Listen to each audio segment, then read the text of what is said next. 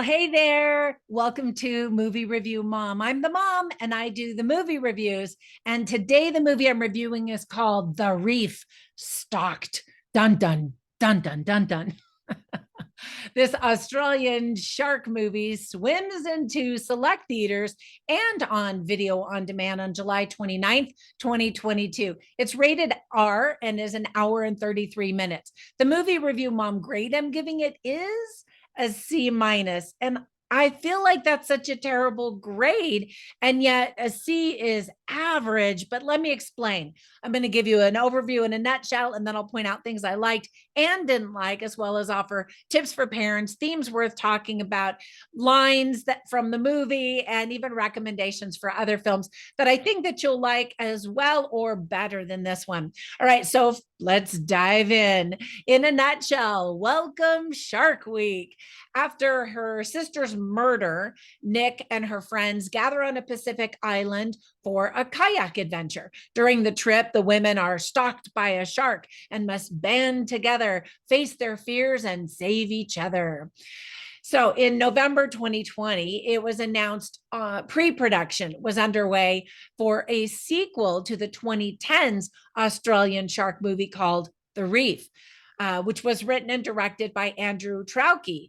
He's returning to direct this one. And just full disclosure, I never saw the first one, so I had no expectations whatsoever. So there were some things that I really liked about the movie. First of all, we get to visit Australia as well as go to another Pacific island. It's not disclosed what it is. And actually, there couple little very very small islands that we get to go to.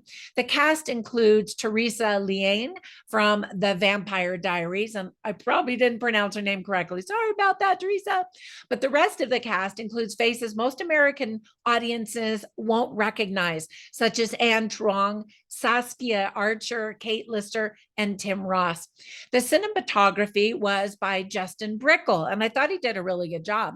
I'd never heard the expression the man in the gray suit before to refer to sharks. Have you ever heard of that? I thought that was interesting. The water ripples and the waves I thought looked really good, and the shark, for the most part, looks really real. The movie attempts to give us a backstory to add depth to why one of the characters would be so fearful of water. However, that leads me into some of the things that I didn't like. Some of the characters vacillate between being so frightened they can't move to all of a sudden being courageous and rallying the troops. And in the next minute, they're all in despair again. And, the characters seemed to change personalities quite often.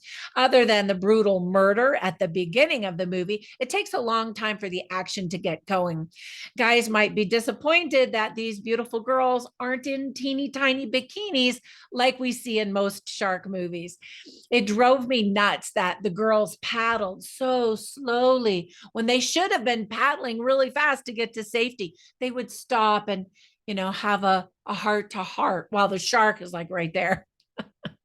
Once I saw a leak in my boat, I would have grabbed a bucket immediately and started to bail out water. Instead, they notice that there's a leak, and then the girls decide to have this long-winded, deep conversation for about 5 minutes. Then magically, the boat stops leaking. Stuff like that is super lame and drives me nuts. The girls talk to someone on a cell phone for some closure at the end of the movie, but then the phone cuts off. And I just thought that that was a really strange choice rather than letting the girls have the conversation and then closure, bye, and then off to other things. I just thought that was odd. There are some jump scares and some suspenseful moments, but overall, the movie is super predictable. People who should be dead miraculously survive multiple times. There are dumb moments, like when some of the girls warn the others who are in the water to come back to the safety of the kayak because they think they saw a shark. And then the girls decide to just stay in the water for a really long time. I think I would be hightailing it to the kayaks, right? You would think that girls who had many years of experience spearfishing would already have an emergency plan for if or when they ever saw a shark, but they seem to be experiencing all of this like just so randomly, like, what do we do? and it seems like the girls, at least we're told the girls have been spearfishing in the ocean for many, many years. Anyway, that didn't make sense. All right, let me give you some tips for parents. There is alcohol, murder, profanity, and F-bombs. An abusive boyfriend is portrayed, PTSD, blood, shark attacks, and lots of dangerous moments, of course. The themes that are illustrated well in the movie are death and loss, fear, courage, hope, persistence, teamwork, PTSD, and friendship. All right. So before we go, let me give you some recommendations for 3 movies that instantly came to my mind. The first one is a really good one called The Shallows, and it has the beautiful Blake Lively in it, but there's just a lot of suspense, and it's done very well. Another one that I thought was done pretty well with some suspense is 47 Meters Down. And they had a sequel after that one, which I didn't think was quite as good, but still fun if you're in the mood for Shark Week. And then the last one is just the classic Jaws.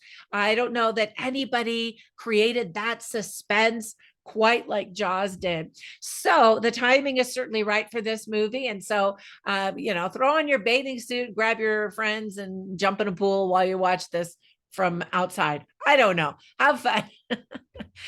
Thanks for watching my video, and thank you so much for your support and for subscribing. I really appreciate that. Be sure and join me over on Instagram as well as on my Facebook group. And I'll catch you in the next one. Bye for now.